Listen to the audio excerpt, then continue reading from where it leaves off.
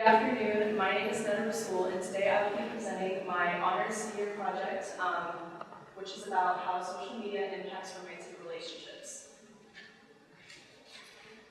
Keep going. So I'll be covering my table of contents, which is my introduction, my research question and hypotheses, my methodology, results, discussion, and conclusions. So before I start, I'll cover some background information and research before I continue with my study. So social media has been around for decades, since the 1990s.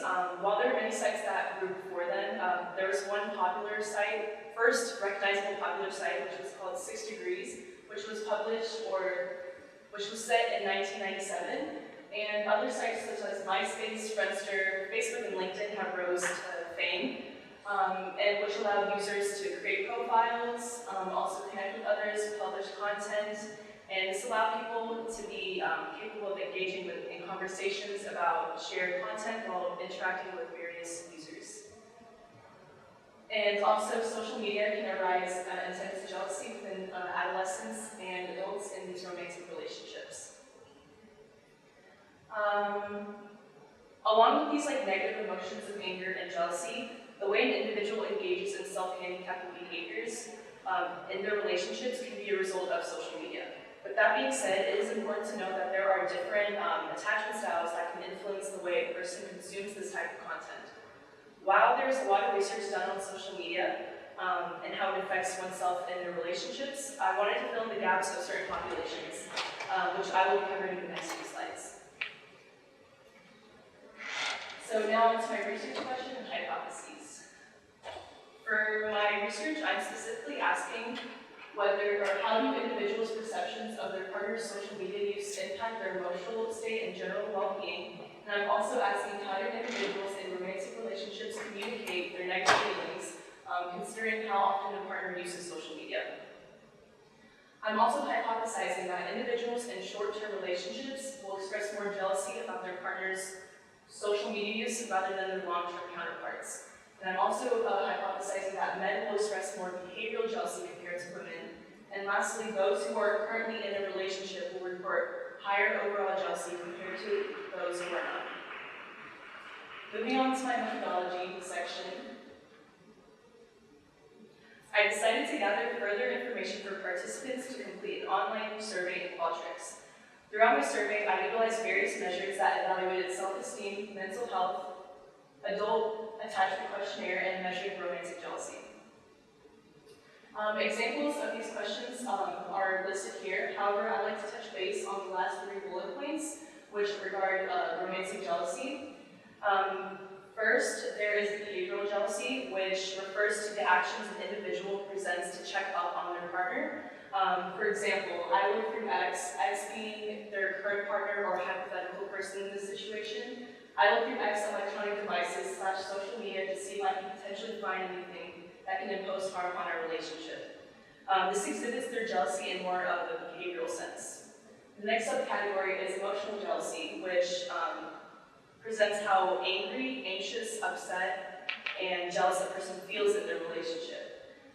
Participants were given hypothetical scenarios to imagine their partners, someone they had a relationship with, or an imaginary person. It measures these intense feelings that arise when there's a possible threat to the relationship they're on. For example, X comments to you on how attractive a particular individual is from their social media posts. It's basically measuring how a person feels in the moment. And lastly, cognitive jealousy relates to the mental processes or thoughts that relate to jealousy. It's what an individual thinks regarding their relationship. This could be an example of this is I suspect that my partner may be attracted to someone else on social media. Besides that, I recruited 93 students here at St. Edward's in the spring semester of 2024, which is a good sample size, and the ages range from 18 to 42, and I had a diverse mix of classifications. So to put this in a more visual sense, I decided to put this in a pie chart where the majority of my participants in the sample were women, and then the next slide includes, for race ethnicity, the majority of them is Hispanics and Latinx. And for next slide, sexual orientation, which I decided to measure as well. Majority is heterosexual, but there's also a good amount of those who are part of the LGBTQ community.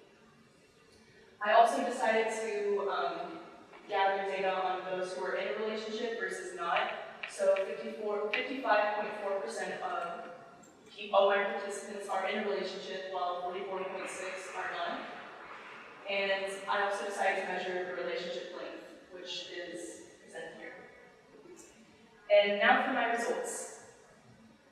I conducted 3 independent t-tests that I measured with different groups in my study. The first one is relationship status, so those who are currently in a relationship versus those who are not. As we see here at the table, we found a difference between those who are not in a relationship. Those who have cognitive jealousy, behavioral jealousy, anger, were shown to be statistically significant, as you can see in the p-value, that is lower than 0.05. And you can see that those who are not in a relationship possess more cognitive and behavioral jealousy, which for behavioral jealousy, it is trending. I would like to mention this because it is not exactly below 0.05, however, it is very close. So it is important to mention since it's very close statistically. Next slide, I decided to put this in more of a bar graph for visual purposes. As you can see, those who are not in a relationship possess more cognitive jealousy. And for the next slide, those who are not in a relationship possess more behavioral jealousy. And lastly, those who are in a relationship have they possess more emotional jealousy, specifically the angry component. My next independent t-test that I measured was relationship length, specifically long-term versus short-term. Long-term relationships were 1+ years, and short-term relationships were 6 months or less. And overall, emotional jealousy, which has the categories of how upset, anxious, angry, and jealous a person gets, is shown to be statistically significant with the p-value of as highlighted in green, 0.01. And we can see that those in long-term relationships have more emotional jealousy when their partner uses social media. I also put this in a bar graph. And my last independent t-test that I conducted was between men and women, more specifically cisgender men and cisgender women.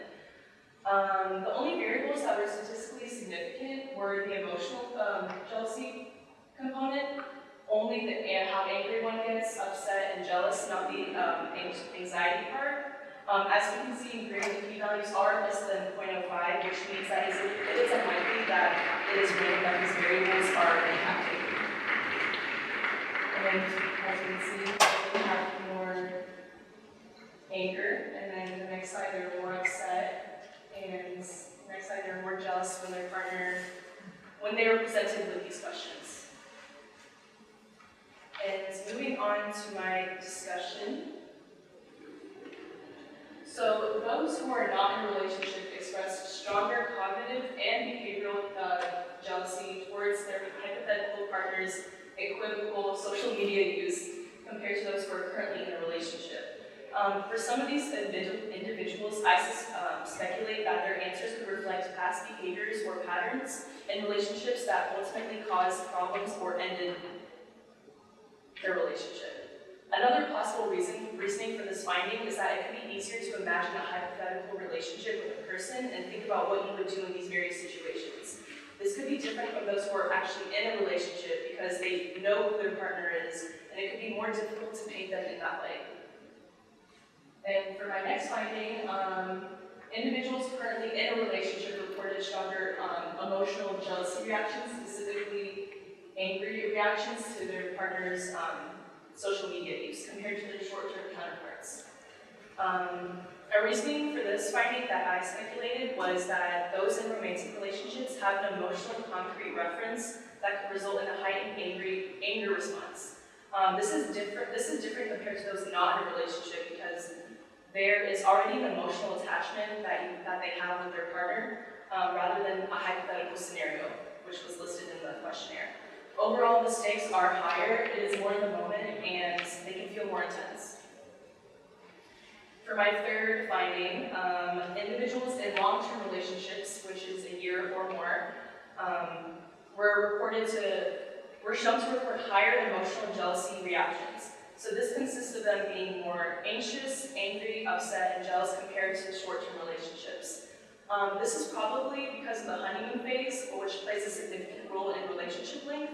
The honeymoon phase is in the earlier stages of a romantic relationship, where the relationship is passionate and carefree, and there's typically more like lack of conflict before it transitions to the long-term effects of being more stable and realistic. And lastly, women were found to be more jealous, angry, and upset emotionally concerning their partner's hypothetical social media use compared to men. I suspect this finding to be a result of gender socialization, where societal norms and stereotypes paint women as being more emotional beings compared to men. Men are expected to appear more stoic and less emotional, especially when it comes to romantic relationships. And next slide. Transitioning to my limitations and future directions. So throughout my study, I have faced some obstacles and limitations. One of them is a small sample size for men. There was not a robust representation of men's perspectives, and I think that would have added to the conversation a little bit more. And due to this, the group comparisons will exhibit a lower statistical power for these groups, which basically indicates that there's less accuracy when there's fewer people. And my last limitation, which is the third bullet point, is that participants were reacting to hypothetical social media usage questions rather than actual factors that are going on. For example, those who are in a relationship are rating things on what they think they would do, probably not what they would actually or realistically do in this situation. Other than that, my last two bullet points are future directions, or what I want to do with the study. So hopefully I will continue data collection for a larger sample size, specifically recruiting men, just because I have a low percentage on that. And I will review correlations of attachment styles and open-ended responses, which I have gathered in my research. And moving on to conclusions. So overall, my research provides insight to how gender, relationship status, and relationship duration impact these perceptions of social media use and partners' reactions.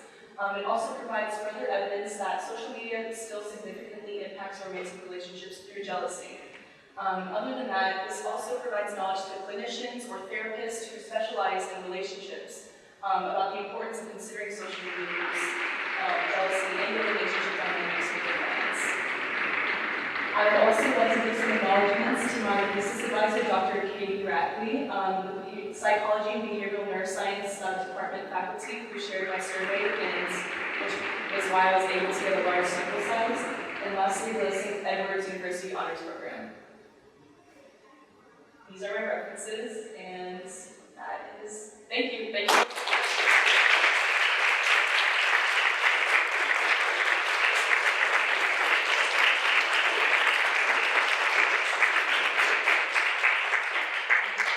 Great job, that's so fascinating. And open it up to the floor for questions or comments.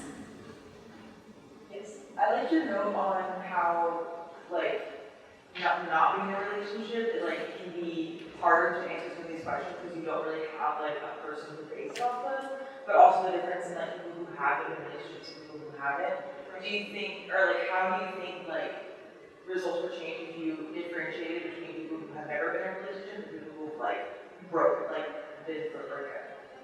That's a good question. That's a really loaded question. No, it's okay. I was thinking about that as I was preparing my research. I wasn't sure if I should add if the participants have been through a breakup, but that is something I definitely would want to look into.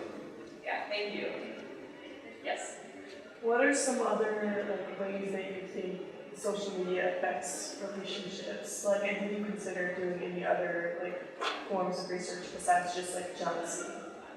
That's a good question. Social media definitely does impact relationships other than jealousy. So attachment styles do play a factor. Social media can also bring couples together, as for example, if they are long distance, couples can communicate through social media in that sense. Other than that, like I said, attachment style is also a great factor. And yeah. Did I answer your question? Okay. Yes. So are you initially kind of emphasize that men would be more likely to be judges, or your research actually found it was the opposite, that women were more likely? What was your initial reasoning for deciding that? I think it came from a biased perspective myself, actually, as a researcher. So I wanted to test that hypothesis to see if that would come. Just from personal experiences or from what I've seen in relationships that happened throughout like family and friends. So. Great job. Another round.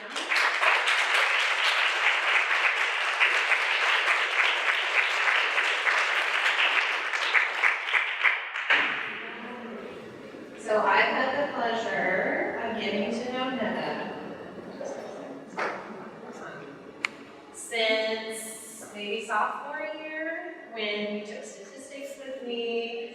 And I remember a bit more of a reserved, a bit more maybe hesitant with stats and research, and now it's been such a joy to see you blossom into this confident researcher who is observant about concerns and patterns that you see with your peers, and especially current social trends. We know research can take a long time to catch up. Social media is not going away, and it's a very relevant topic. So I commend you for doing research that's very relevant and very needed.